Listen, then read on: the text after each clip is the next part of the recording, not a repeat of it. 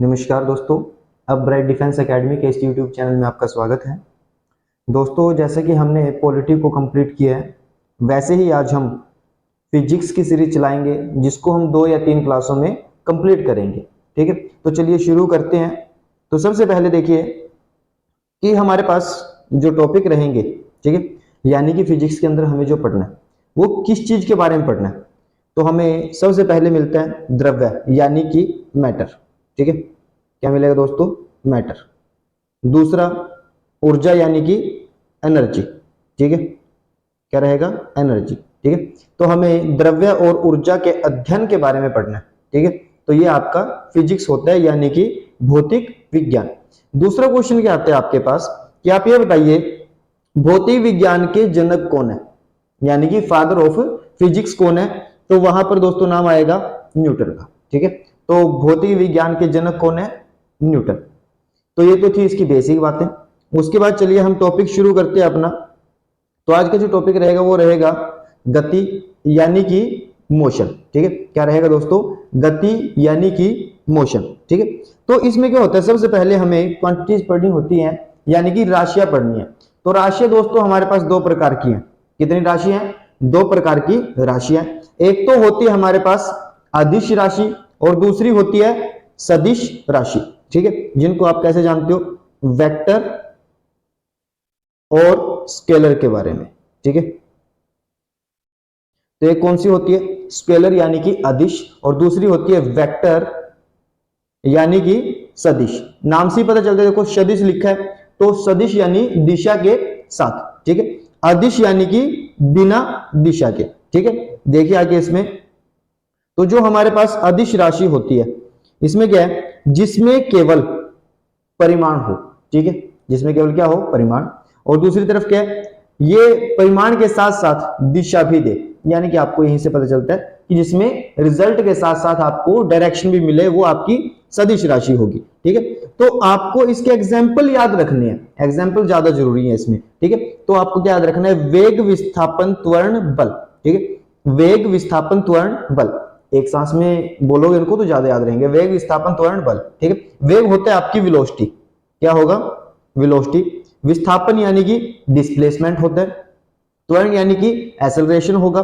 बल यानी कि फोर्स। ठीक है, तो इस प्रकार से होते हैं, तो आपको याद होना चाहिए वेग, विस्थापन, त्वरण, बल। ठीक है, उसके बाद इस साइड देखिए जो बचता है चाल, कार्य, समय, ऊर्जा, द्रव्यमान, ये सभी चीजें आपकी अदिश राशि में आएंगी। ठीक है, तो देखिए आगे वन बाय वन देख लेते हैं इनको एक बार। सबसे पहले आपके पास दूरी आई है। ठीक है, तो दूरी कैसी? अभी आपने पढ़ा, ये एक स्केलर क्वांटिटी है यानी कि अदिश राशि है। और दूरी आपकी हमेशा जो होगी ये पॉजिटिव होगी, धनात्मक होती है। दूरी कैसी होगी दोस्तों? पॉजिटिव होती है, धनात्मक। और दूरी का जो यूनिट होता है हमेशा वो क्या होगा? मीटर होगा। क्या होगा? मीटर। ठीक है, दूरी को किसमें मापते हैं? मीटर में। ठीक है, उसके बाद आगे आता है विस्थापन। सेकंड पॉइंट क्या है दोस्तों? विस्थापन। ये क्या होता है? 2 बिंदुओं के बीच न्यूनतम दूरी को विस्थापन कहा जाता है। ठीक है, 2 बिंदुओं के बीच की न्यूनतम दूरी को क्या कहा जाता है? विस्थापन कहा जाता है। कैसे? मान के चलिए कि यहां पे कोई चीज रखी है। ठीक है, आपने यहां से उठाई, वो यहां पे लेके गए, तो ये आपका पॉजिटिव हुआ। ठीक है, यानी कि एक तरह से डिस्टेंस बना ना। अब इसको आप यहां से वापस लेके आओगे तो ये आपका नेगेटिव हो जाएगा। ठीक है, और जब आप वापस यहीं पर आओगे तो उसने तो ये कहा ना कि न्यूनतम दूरी, न्यूनतम दूरी यानी कि यहां से उठाई, विस्थापन तो हुआ, परंतु जब वापस यहीं पे आई तो विस्थापन आपका 0 होगा। इस प्रकार से इसने क्या कहा कि जो विस्थापन है आपका वो पॉजिटिव हो सकता है, नेगेटिव हो सकता है और 0 भी हो सकता है। क्लियर है यहां तक? उसके बाद विस्थापन यानी कि एक तरह से होती तो दूरी है। ठीक है, तो इसका भी ऐसा ही मात्रक जो होगा, यूनिट जो होगा वो मीटर होगा। क्या होगा दोस्तों? मीटर होगा। उसके बाद आगे स्पीड की बात करते हैं। ठीक है, स्पीड यानी कि आपकी चाल। ठीक है, चाल क्या होती है? आपने देखा भी होगा, किलोमीटर पर आवर। ठीक है, या फिर मीटर पर सेकंड, इस प्रकार से होती है। लिखा है देखो, प्रति सेकंड तय की गई दूरी। ठीक है, प्रति सेकंड तय की गई दूरी क्या कहलाती है दोस्तों? आपकी चाल होगी। और चाल कैसी राशि होती है? स्केलर होती है, यानी कि अदिश होती है। कैसी होगी चाल? अदिश होगी। अब देखिए दूरी जितने टाइम में हो तो दूरी बटे समय, ठीक है। डिस्टेंस अपॉन टाइम आपकी चाल होती है, स्पीड होती है। तो इसका मात्रक क्या बनेगा, दूरी को मीटर में, समय को सेकंड में, तो मीटर पर सेकंड क्या बन जाएगा आपका, मीटर पर सेकंड हो जाएगा। क्लियर यहां तक।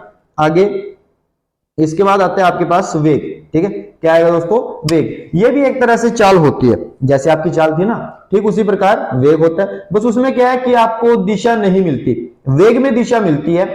तो चाल आपकी अदिश राशि है और वेग आपकी सदिश राशि है, ठीक है। पूछा जा सकता है तो आप सीधा कहोगे कि वेग आपकी सदिश राशि है। अच्छा, है सेम, जैसे उसमें मीटर पर सेकंड था वैसे इसमें भी क्या है, मीटर पर सेकंड है। क्लियर। आगे त्वरण यानी कि एक्सेलरेशन। तो ये क्या होता है, जो ये वेग था ना आपका, इसमें चेंज होता है, यानी कि चेंज इन वेलोसिटी, ठीक है। तो वेग में परिवर्तन की दर को क्या कहा जाता है, त्वरण कहा जाता है, एक्सेलरेशन कहा जाता है, ठीक है। वेग में परिवर्तन की दर, और दर का मतलब क्या है दोस्तों, यहां पर समय, ठीक है। दर का मतलब क्या होगा, समय होगा, ठीक है। तो अब आपने देखा कि ये वेग में परिवर्तन, तो वेग क्या था, आपकी सदिश थी, तो ये ऑटोमेटिक आपकी सदिश राशि हो जाएगी। अब चक्कर क्या करना है आपको इसमें, यहां पर क्या था, मीटर पर सेकंड था, ठीक है। क्या था दोस्तों, यहां पर मीटर पर सेकंड था। तो आपको इसमें क्या कर देना, मीटर पर सेकंड तो रहेगा सेम, सिर्फ यहां इस दर की वजह से एक सेकंड और आ जाएगा, यानी कि सेकंड स्क्वायर हो जाएगा। क्या हो जाएगा, सेकंड स्क्वायर।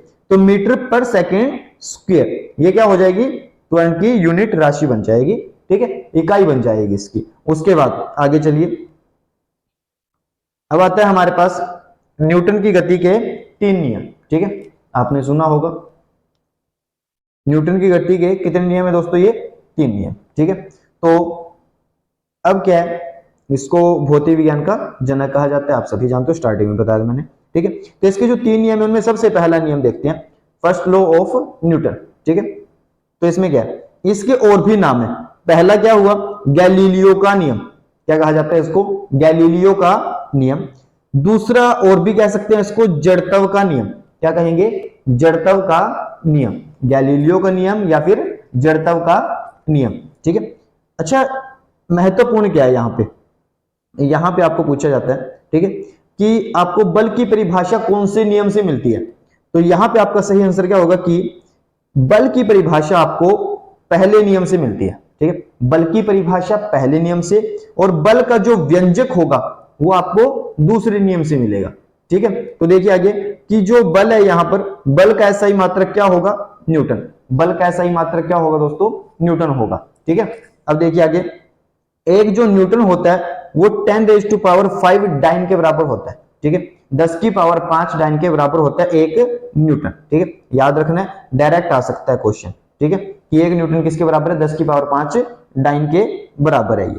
उसके बाद आगे, अब पहले नियम के कुछ उदाहरण है। वैसे इसका मतलब ये है, ये भी बोलते हैं आपको कि कोई भी चीज होती है जब तक उस पर कोई बाहर से एक्सटर्नल फोर्स ना लगे तब तक वो एक ही दिशा में चलेगी, ठीक है। ये कौन बोलेगा आपको, पहला नियम, या फिर उसका विरोध करेगी वो, ठीक है, जो बाहर से फोर्स लगेगी। जैसे कि यहां पर फर्स्ट है, यात्रियों का अचानक पीछे झुकना, मतलब पीछे की तरफ गिर जाना जब आपकी कोई गाड़ी चलती है, ठीक है। गाड़ी चलेगी तो यात्री क्या होंगे, एकदम पीछे की तरफ झुकेंगे, ठीक है।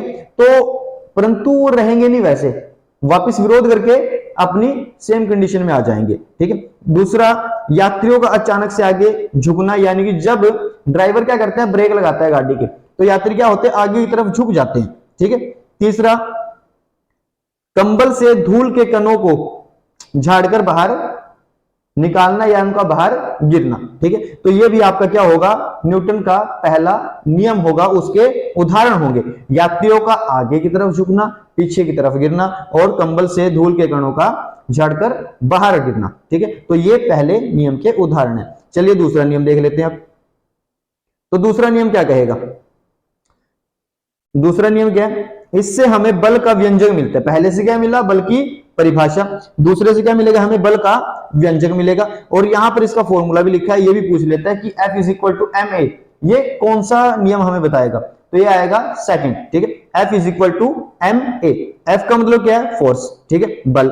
M का मतलब क्या है, मास, M का मतलब क्या होगा, मास यानी कि द्रव्यमान, और A का मतलब एक्सेलरेशन यानी कि त्वरण, ठीक है। तो बल क्या होता है, बल बराबर द्रव्यमान गुणा में त्वरण, ठीक है।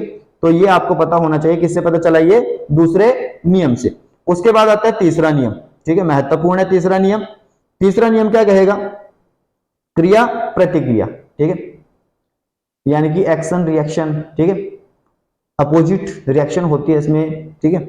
जैसे कि उदाहरण से समझिए आप, जैसे कि आपने बंदूक से गोली चलाई, जिसका उदाहरण है, ठीक है।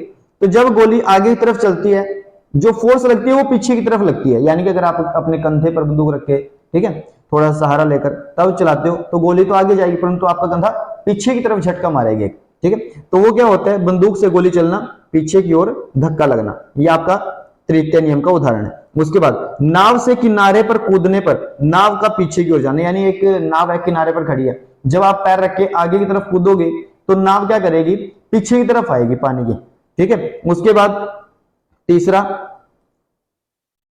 रॉकेट को उड़ाने में, ठीक है, तीसरा क्या रहेगा, रॉकेट को उड़ाने में, यानी जब रॉकेट उड़ेगा तो नीचे की तरफ प्रेशर डालेगा तब जाके वो ऊपर की तरफ जाता है, इसलिए तीसरा एग्जांपल ये रहा इसका, ठीक है। यहां तक उम्मीद है कि आपको समझ में आया होगा। चलिए आगे की तरफ चलते हैं।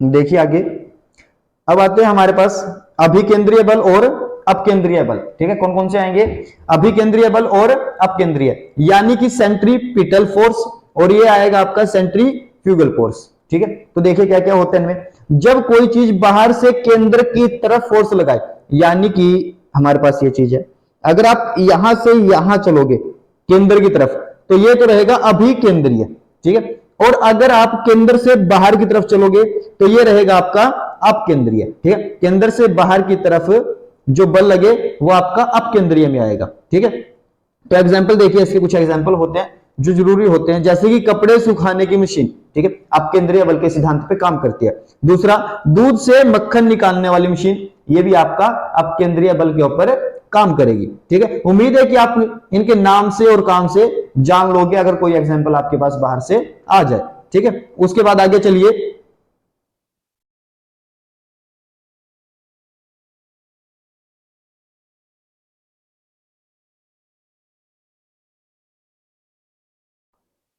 इसके बाद आपके पास आते हैं लीवर, ठीक है, यानी कि उत्तोलक, ठीक है, उत्तोलक यानी कि लीवर। अच्छा, इसमें क्या है, एक सीधी या फिर टेढ़ी छड़ जो एक निश्चित बिंदु के चारों ओर चक्कर लगाए, उसको क्या बोलेंगे हम, लीवर या फिर उत्तोलक कहेंगे, ठीक है। अच्छा देखिए, ये तीन प्रकार के होते हैं, कितने प्रकार के होंगे उत्तोलक, तीन प्रकार के होते हैं। सबसे पहले आते हैं प्रथम श्रेणी के उत्तोलक, ठीक है, कौन से आएंगे, प्रथम श्रेणी के उत्तोलक। इसके उदाहरण देख लीजिए आप, सबसे पहले जैसे कैंची, ठीक है, प्लास वगैरह, या फिर कील उखाड़ते हैं ना जैसे, तो वो चीजें होती हैं, कैंची प्लास वगैरह देख लो आप, तो ये प्रथम श्रेणी के उत्तोलक रहेंगे।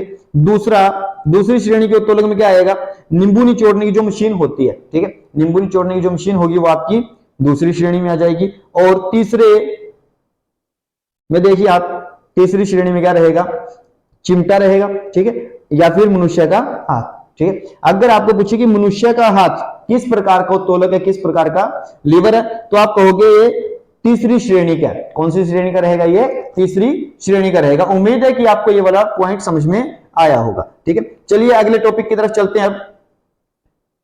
तो अगला टॉपिक कौन सा रहेगा, कार्य, ऊर्जा और शक्ति। कौन सा रहेगा, कार्य, ऊर्जा और शक्ति, यानी कि वर्क, एनर्जी, पावर, ठीक है। क्या रहेगा, वर्क, एनर्जी और पावर, ठीक है।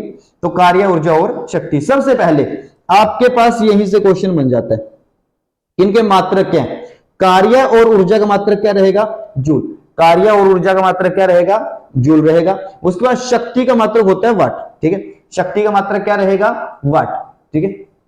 देखिए जो कार्य है आपका वो एक कैसी राशि है, अदिश राशि, ठीक है, कार्य क्या है आपके, एक अदिश राशि है।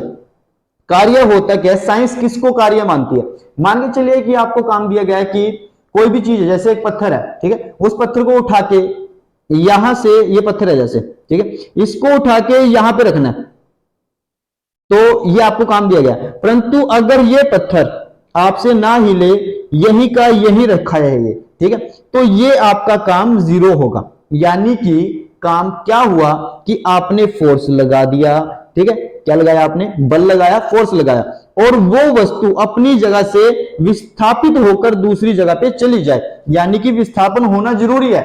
अगर आप केवल बल लगाओगे, विस्थापन ना हो, तो इसका मतलब कि कोई कार्य नहीं हुआ, उस टाइम पे वर्क डन आपका जीरो रहेगा। ठीक है, तो कार्य क्या होगा, बल इंटू विस्थापन। ठीक है, बल गुणा में विस्थापन आपका क्या रहेगा, कार्य, और ये एक अदिश राशि है, और कार्य का मात्रक क्या रहेगा दोस्तों, जूल। क्या रहेगा, जूल रहेगा। उसके बाद आगे अब आता है आपके पास ऊर्जा। ठीक है, एनर्जी, क्या रहेगा, एनर्जी।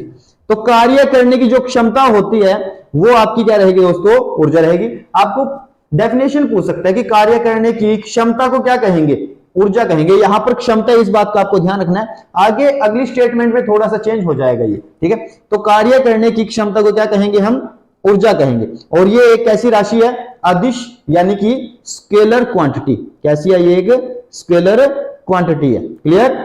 अब जो ऊर्जा होती है ये दो प्रकार की होगी। ठीक है, ऊर्जा कितने प्रकार की है दोस्तों, दो प्रकार की ऊर्जा है। कौन कौन सी है ये वाली ऊर्जा, एक तो आएगी आपके पास गतिज ऊर्जा। कौन सी रहेगी, गतिज यानी कि काइनेटिक ऊर्जा। ठीक है, काइनेटिक एनर्जी। दूसरी रहेगी आपके पास स्टैटिक ऊर्जा यानी कि पोटेंशियल एनर्जी। ठीक है, तो इस प्रकार से आपको पता होना चाहिए दोनों का, कौन कौन सी है, गतिज ऊर्जा और स्थितिज ऊर्जा। ठीक है, तो गतिज ऊर्जा कौन सी होती है, जो गति के कारण आए। किसके कारण आए, गति के कारण आई ऊर्जा गतिज ऊर्जा, और किसी की अवस्था या फिर स्थिति के कारण आई जो ऊर्जा होगी, या किसी के अंदर क्षमता आ जाए। ठीक है, जैसे ठहरा हुआ पानी। ठीक है, तो वो सब क्या होती है, आपकी स्थितिज ऊर्जा।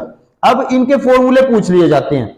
क्या पूछ लिए जाते हैं, फॉर्मूले इनके पूछ लिए जाते हैं। जैसे कि काइनेटिक एनर्जी, काइनेटिक एनर्जी क्या आएगा, 1/2 mv स्क्वायर, 1/2 mv स्क्वायर किसका है, ये काइनेटिक एनर्जी का। ठीक है, इस साइड पोटेंशियल एनर्जी है, स्थितिज ऊर्जा, इसमें क्या होता है, mgh। क्या होगा, mgh, h यानी कि हाइट, g यानी कि ग्रेविटी, और m यानी कि मास। ठीक है, तो ये आपके पास आएगा पोटेंशियल एनर्जी। अब इसमें देखिए आप एग्जाम्पल पूछे जाते हैं आपको स्थितिज ऊर्जा के ज्यादा। जैसे कि घड़ी की चाबी में संचित ऊर्जा, जब आप घड़ी की चाबी भरते हो उसमें, ठीक है, तो एनर्जी जो इकट्ठी होती है उसमें, वो कौन सी होगी, आपकी स्थितिज ऊर्जा। तनी हुई स्प्रिंग, जब आप एक स्प्रिंग होता है जैसे, उसको एक तरह से दबा दो आप, ठीक है, जब वो दबा हुआ होगा उसके अंदर स्थितिज ऊर्जा आ जाएगी। ऐसे ही बांध का जो पानी होता है, जब बांध का पानी एक जगह पर इकट्ठा हो जाता है तो वो एक जगह पर रुका रहता है, यानी कि उसकी स्थिति के कारण ऊर्जा आती है, तो उसको भी आप क्या कहोगे, स्थितिज ऊर्जा। तो ये कुछ एग्जांपल है जो डायरेक्ट पूछ लिए जाते हैं आपको। उसके बाद हमारे पास एक रूल आता है, ठीक है, एक नियम आता है, ऊर्जा संरक्षण का नियम। ठीक है, क्या आएगा, ऊर्जा संरक्षण का नियम आएगा। तो इसका मतलब क्या है, ऊर्जा संरक्षण का नियम डायरेक्ट कई बार पूछा गया एग्जाम में कि ऊर्जा संरक्षण का नियम क्या होता है। इसमें क्या है कि एनर्जी को ना तो आप बना सकते हो और ना ही खत्म कर सकते हो। एनर्जी को ना तो बनाया जा सकता है और ना ही खत्म किया जा सकता है। इसको केवल एक रूप से दूसरे रूप में बदल सकते हैं, यानी कि आप इसको चेंज तो कर सकते हो परंतु इसको खत्म नहीं कर सकते और ना ही बना सकते हैं। ठीक है, कैसे, कुछ एग्जांपल देख लेते हैं इसके।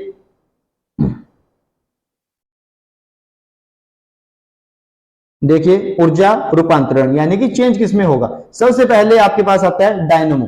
ठीक है, क्या आता है, डायनमो। डायनमो क्या होता है दोस्तों, जनित्र।